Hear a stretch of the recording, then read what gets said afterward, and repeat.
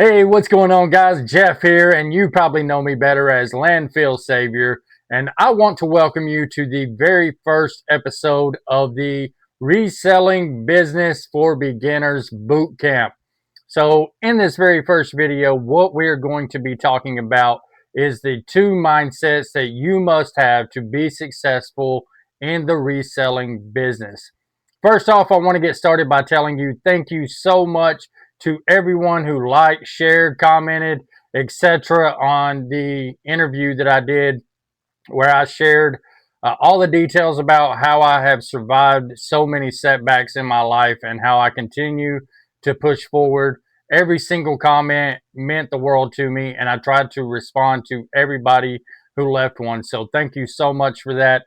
It really, really, really means a lot to me. I'm glad that I was able to help so many people with my story. And now that I've shown you all the things that I've been through, that I've survived, I want to show you how you can survive in the reselling business. So let's jump into it and start talking about mindset number one. Okay, so the first thing that you've got to really realize is that consistency is not a hobby, right? So I mentioned in my interview that I did that I worked at Amazon and we had a rate of 350 items per hour. That means every single hour we had to pick 350 items out of the pods, put them in totes, and send them down to packing. Okay, so you have to treat this reselling business the same way. It can't just be a hobby to you. You can't just do it whenever you feel like it. You can't just do it sometimes and expect to get any kind of good results. I've seen so many people fall into the trap of, I'm just going to watch a little bit of this TV show and then I'll get started. What happens is they end up binge watching 4 seasons and nothing gets done in the business. And then they say, well, I didn't do so good today, maybe tomorrow. Then tomorrow comes, well, I'm just going to watch 15 minutes of the news before I get started, and I'll just drink my coffee. And then that turns into a 3 or 4 hour time sink. And, it's just one thing after another. You have to show up every single day for your business, just like you show up for a job.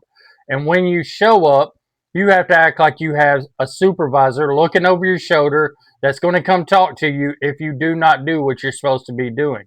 Now, that might sound a little bit harsh, and you might be saying, where's the fun in that, Jeff? That part is just not negotiable, though. And it is fun. You just have to make it fun. You have to challenge yourself. You have to set your own rate, right? So in your own business, you don't have a boss. You are your boss. So you have to make things your boss. You have to make listing your boss. You have to make taking photos your boss. Those have to be the things that you're accountable for doing.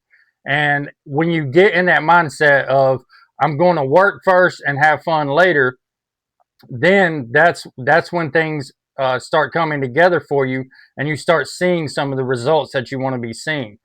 Because I see so many people that say, you know what, I'm just not getting the results that I want to be getting. I'm not seeing consistent sales, and I'm not. Okay. And the reason that they're not is because they have the wrong mindset. They're only doing things when they feel like it. They're only doing things every once in a while. If you just take the time to do things consistently, and it don't matter if you only have an hour a day, if you have 30 minutes a day, whatever you have that you can dedicate to your business, you have to be fully focused and in the mindset of, I need to do this or else my business is not going to succeed. You don't have a business if you're not being consistent. You have a hobby, and it can be a very expensive hobby if you're not very careful. So really think about that. Consistency is not a hobby. Consistency has to be every single day. That's what you have to do. Okay, so once we got consistency out of the way, let's talk about resourcefulness. Now, in my interview, I talked about being in prison and how that taught me how to be resourceful. And that's absolutely true. You have to think like you're in prison. You have to think, what can I use around me to get something done? Because, while I was sitting there in prison, I had to depend on people out here to send me money so that I could order stuff off commissary. And if nobody sent me any money, then I had to figure out a way to get the stuff that I wanted or the stuff that I needed, and I had to use the resources around me. Just to give you a brief example of that, when I first got to Brushy Mountain, I didn't have any money on my books. I didn't have any commissary that I could order because I didn't have anybody that could support me. So one thing that I did is I sat in my cell and I thought, what skills do I have that I can put to work right now and get what I need? And so I just sit there and I started coming up with a plan. And one of the things that I've always loved to do is draw. And so I sit down and I started just drawing something. And somebody would come by my cell and they'd say, "Hey man, I really like that. Can you draw me this and I'll pay you that?" And that's what really opened the door for me to get my start of being able to get the items that I needed. I needed deodorant, I needed shampoo, I needed body wash, I needed this, I needed that. And without being resourceful, I would have never been able to get those things. I would have just sat there feeling miserable because I didn't have the things I needed. And I could have made every excuse in the world. Well, I don't have nobody to help me. I don't have nobody to do this. I don't have nobody to do that. I could have made every excuse in the world why I couldn't do the things I wanted to do. But instead, I went out and I looked at what skills I had right then that I could put to work and start getting the things that I needed. And that's exactly what I did. So all the time out there, I hear people saying, "Well, you know what? They only have 2 thrift stores in my town, and both of them suck. They're both way overpriced. I can't make any money flipping that kind of stuff. And nobody has any yard sales and this and that and the other." Well, guess what? Later on in this boot camp, I'm going to show you a way where you can source from anywhere in the U.S. for dirt cheap, and you'll be able to flip those things and start making a profit almost immediately. Okay, so make sure that you stay tuned because I'm going to be sharing all of the information that you need to get started as a reseller very quickly and easily. That's my goal with this whole Reselling for Beginners bootcamp, is I want to be able to share my knowledge and my information with you so that you will be able to take that information and run with it. But first, we have to get you in the right mindset. You've got to stop making excuses immediately, because those excuses are going to become a lifestyle for you. And you do not want that kind of lifestyle. Stop making excuses for why you're not able to source good stuff or any of that stuff right now, immediately. Okay? Now, the reason that it is so important that you grasp these mindsets is because there's consequences to not fully grasping mindset number one, for example.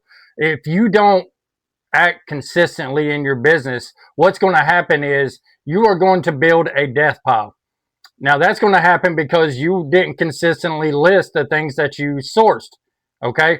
So now, if you go out and buy a whole bunch of stuff and then you set it to the side in a room or in a basement or wherever you're doing your eBay ad or your Poshmark or Depop or wherever you're selling at, if you just set it there and then you never list it, or you don't list it consistently and you just continue to buy stuff, what's going to happen is you're going to have a whole huge pile of stuff, and it's going to accumulate into a death pile, and that's not good, because stuff that's just sitting there isn't making you money.